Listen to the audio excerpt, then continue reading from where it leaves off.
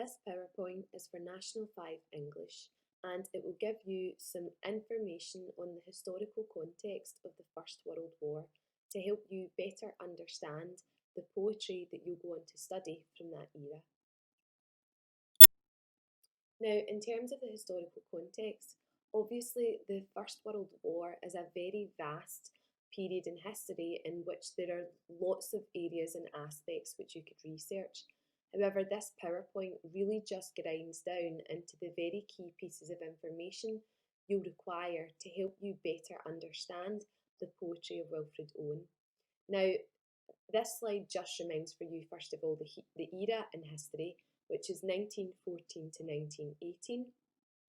It also gives you a bit of information about Britain's part in the war, mainly because the poetry you'll study is from the perspective of a British soldier, because Wilfred Owen fought in the war on behalf of Britain. So it gives us a sense of from whose perspective this story is being told. Another key piece of information is to do with the recruitment and how the government encouraged men to enlist in the war. And the final bullet point reads, in the early stages of World War I, the government realised they needed a sizable army. They used many methods to try and recruit young men and encourage them to enlist.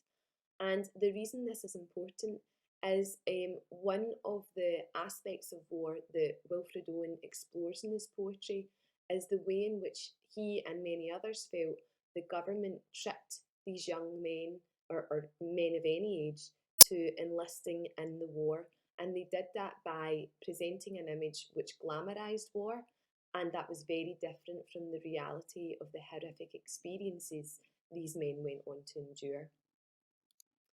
On this slide, this shows you just one of the many ways the government tried to encourage these men to enlist, and this was through what was known as propaganda posters. And when we say propaganda, what we mean here is that these posters are presenting information which is misleading. And the reason it does that is because it firstly glamorises this sense of war and this image of the soldier in an attempt to encourage these men to enlist. So across all of these three of these posters, and in the final one it's quite small and in the background, but we certainly can see the figure of the soldier in this uniform looking proud. And this was in an attempt to stir up emotions in men to idealise that image and want to become this figure of heroism and pride for their country. And it worked. And it was so effective that actually it encouraged very young men to enlist, sometimes so young that they were beyond the legal age in life so that they could go off to war. So in effect, the government were tricking these men and managed to trick effectively children to sign up for a war and lose their lives. Other ways that these propaganda posters worked was also by stirring emotions of guilt in men. So if you look at the first poster, who's absent, is it you, in the figure of a man pointing? This really isolates whoever it is that's looking at that and stirs up a feeling of guilt, thinking, are they the only person that's not standing up for their country? And similarly in the final poster, Women of Britain Say Go, it creates this sense for men that all of the women in their lives are needing them to protect them, and so they need to go off and fight in the war if they want to protect not just their country but their loved ones as well.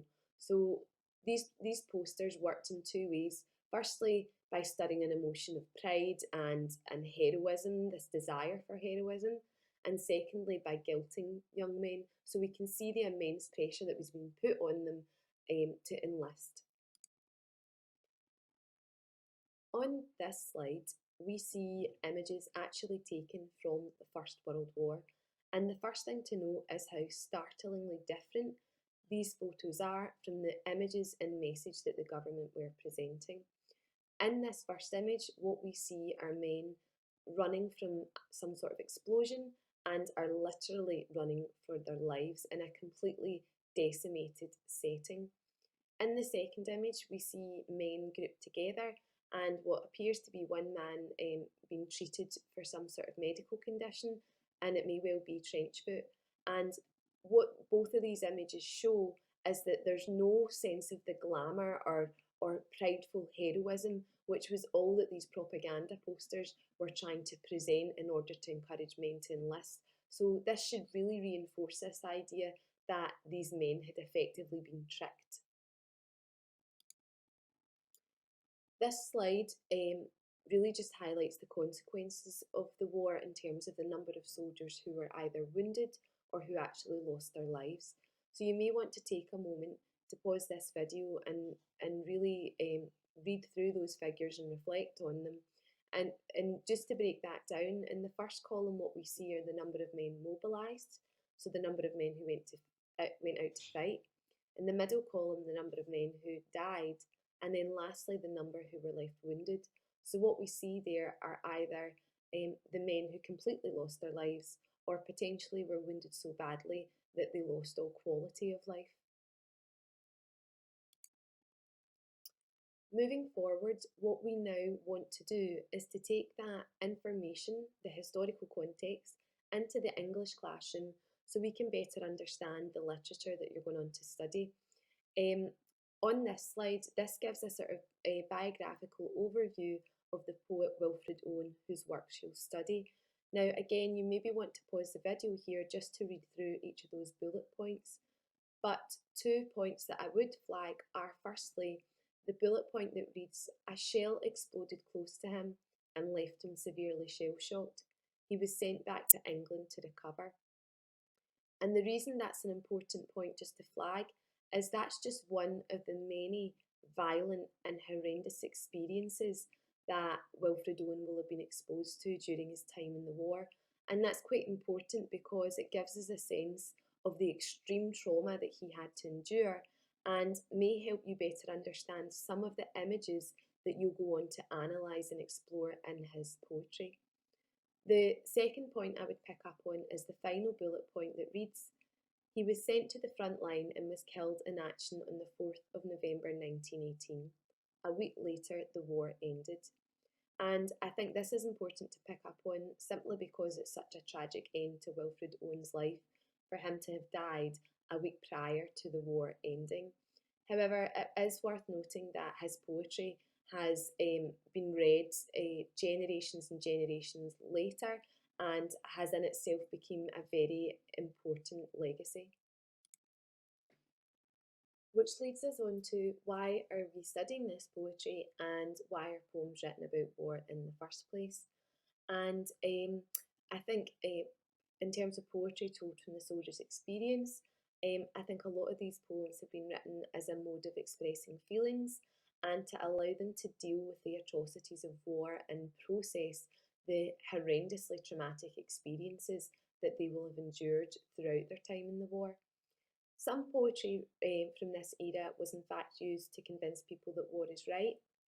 So poetry exists that sends a very different message to what Owen's poetry did, and in itself acted as a sort of propaganda to further this message that people should stand up and fight for the war. But that's very different from the message Owen's poetry sends, which was very much the purpose of which was to convince people that war is wrong and to let people know what war is really like. So again, coming back to that central idea that Owen was so infuriated with the way in which he saw the government had tricked these men and even himself into enlisting. Now, that's all the key pieces of information you require in order to better understand the poetry you're going to go on and study. But you may wish you would like to do your own research and develop your own knowledge further. And on this slide are some recommendations of films and novels to help you do that. Now, the first is a documentary that was released in 2018 because that was 100 years after the war ended. And They Shall Not Grow Old is a documentary which uses real archive footage from the First World War and from that period in history, and it allows viewers to understand that era better because it adds colour to the picture and adds sound to it as well, so we can really get a better understanding of what those experiences were like. In terms of fictionalised films, good recommendations are 1917, Journey's End and War Horse. And these are even good to get an understanding of what a soldier looked like, what their uniform looked like, as well as an image of the trenches, and just a general understanding of what it was like to experience war in the front lines. And for the same reasons, novels I would recommend are All Quiet in the Western Front and Birdsong.